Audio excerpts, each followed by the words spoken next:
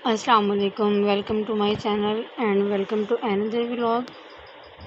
अच्छा, आज मैं आपके साथ कुछ ऐसी टिप्स भी शेयर करूँगी ये कि होम ऑर्गेनाइज़र के हवाले से कुछ ऐसी टिप्स एंड ट्रिक्स आपको दूँगी ये कि जो मैंने अपने घर में जो भी कुछ किया हुआ है उसके हवाले से आपको यानी कुछ बताऊँगी। तो यहाँ मैं बना रही थी कस्टर्ड। तो मैं मीठा किस तरह से बनाती हूँ कि जो भी दूध आता है ना उसमें से थोड़ा सा इकट्ठा कर लें। जो बच जाता है ना उसको एक साइड पे या कि एक अलग से बर्तन में डाल के ना फ्रिज में रख दें आप, ठीक है। तो जब वीकली वो 6-7 दिनों का इकट्ठा हो जाए, इतना हो जाए कि आपके घर के मेंबर्स के लिए कोई स्वीट डिश बन सकती है, तो आप फिर उसको यूज़ कर लें। एक तरीका तो ये है। और दूसरा ये भी होता है कि जिस दिन मैं अम्मी के घर जाती हूँ ना, तो उस दिन जो सारा का सारा दूध होता है वो ऐसे ही बच जाता है, पड़ा रहता है, क्योंकि उस दिन अम्मी के घर जाते हैं तो वहीं पे जो है बच्चे उन्हीं का फीडर बना देती हूँ वहाँ पे। तो जो घर का दूध होता है वो ऐसे ही पड़ा रहता है। तो इस तरह से एक दिन के दूध की जो बचत हो जाती है, तो फिर उसको मैं अगले दिन क्या करती हूँ, as a sweet dish use कर लेती हूँ। कस्टर्ड बना लेती हूँ, जो जो रंगीन सेवइयाँ होती हैं वो बना लेती हूँ, रसमलाई बना लेती हूँ या खीर बना लेती हूँ, ठीक है। तो इनमें से कुछ भी मैं बना देती हूँ बच्चों को। तो ज़रूरी नहीं है हम इसके लिए स्वीट डिश के लिए अलग से दूध बाय करेंगे, वो हम घर में ही इस तरह से मैनेज कर सकते हैं। जो भी हमारा दूध बचे, ये कि वैसे ही अगर आप 2 किलो भी दूध लेती हैं उसमें ऑब्वियसली पानी तो डालना ही पड़ता है ना थोड़ा बहुत। तो उसमें से आप अलग से ना थोड़ा सा निकाल के रख दें, जैसे 2 पौवे निकाल दें बस, जैसे पाव दूध निकाल के रख दें आप। तो इस तरह से दूध भी आपका पूरा हो जाएगा और फिर आपके स्वीट डिश के लिए अलग से दूध निकल भी जाएगा।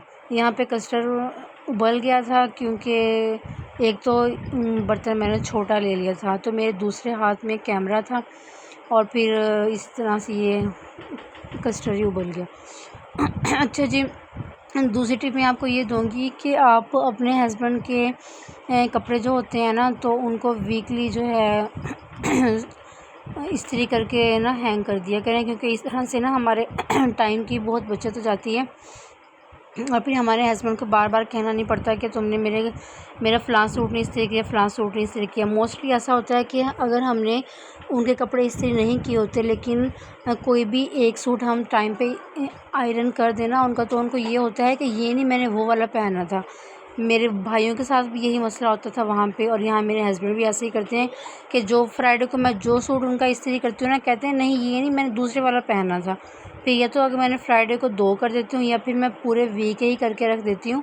तो पूरे वीक में तो वो ज़्यादा वॉशिंग वेयर के यूज़ करते हैं, तो वॉशिंग वेयर के सारे एक साथ कर देती हूँ, और फ्राइडे को जो वो कॉटन वगैरह के पहनते हैं ना, तो मेरी कोशिश होती है कि मैं 2 या 3 कर दूँ ताकि उनको ना कोई मसला ना रहे।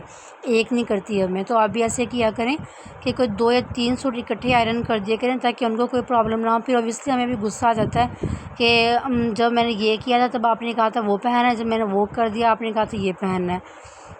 तो अपने भी मैं वैसे अपने नहीं करके लटकाती, जब भी कहीं पे जाना होता है ना बस तभी जो है अपने कर लेती हूँ, और बच्चों की भी एट अ टाइम करती हूँ। ज़्यादा हस्बैंड की ही टेंशन होती है क्योंकि उन्होंने काम पे जाना होता है। तो फिर उन्हीं के जो है मैं मेरी कोशिश होती है कि मैं उनको शिकायत का मौका ना दूँ, और उनके टाइम पे ही जो है मैं एक वीक के सारे ही आयरन करके ना हैंग कर दूँ, ताकि मैं अगर कहीं पे भी गई हुई हूँ तो उनको बाद में पीछे से टेंशन ना हो। और फिर चलिए अगर मैं घर में भी हूँ, मुझे काम कर रही हूँ, मुझे टाइम ना मिले, बच्चे तंग कर रही हूँ, तो फिर उनको भी कोई प्रॉब्लम ना हो।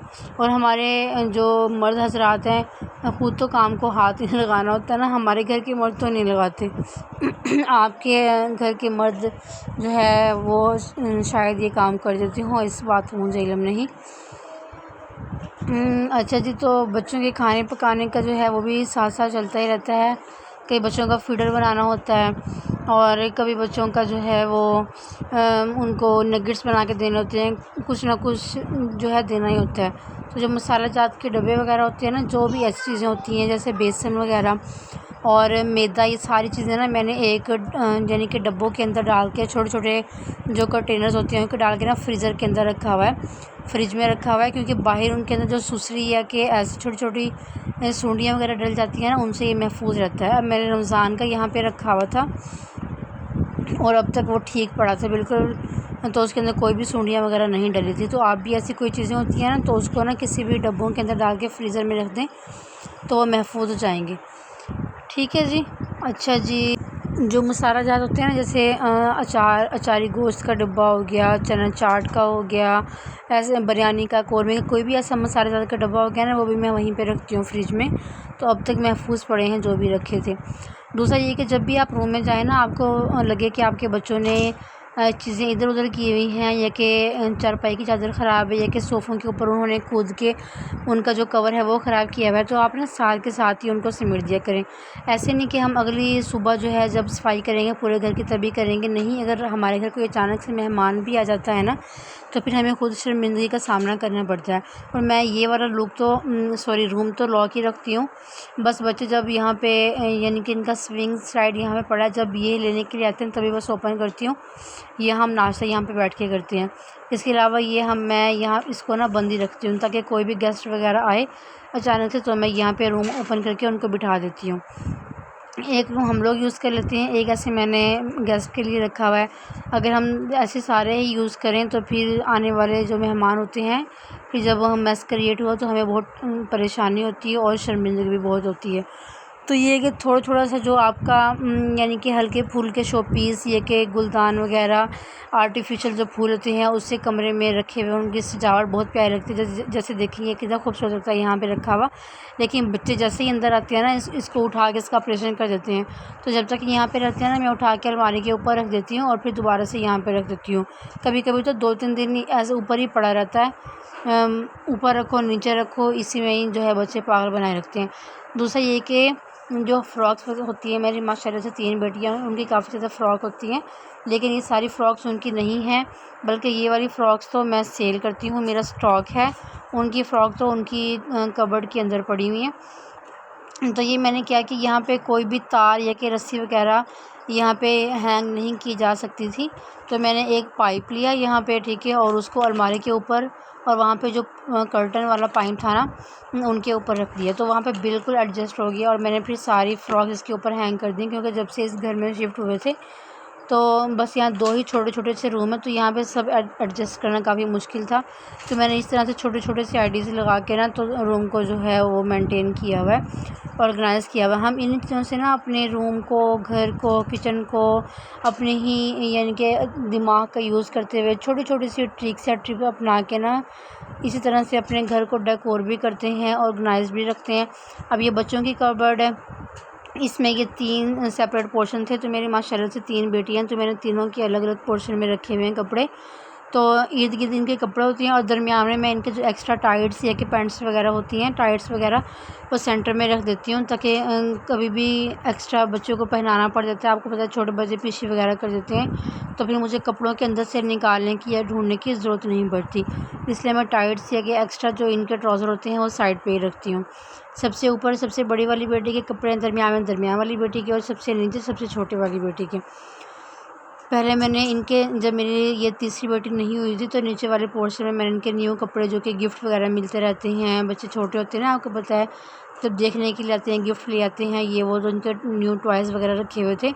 लेकिन जब माशाल्लाह से तीसरी बेटी भी आ गई, तो फिर मैंने ये वाला पोर्शन भी फ्री करके छोटी वाली बेटी के यहाँ पे कपड़े रख दिए। तो वो जो सामान होता है न्यू, आपको पता है कि एडजस्ट करना पड़ता है, फिर इंसान कहीं ना कहीं पे भी उसको ट्रांसफ़र कर देता है।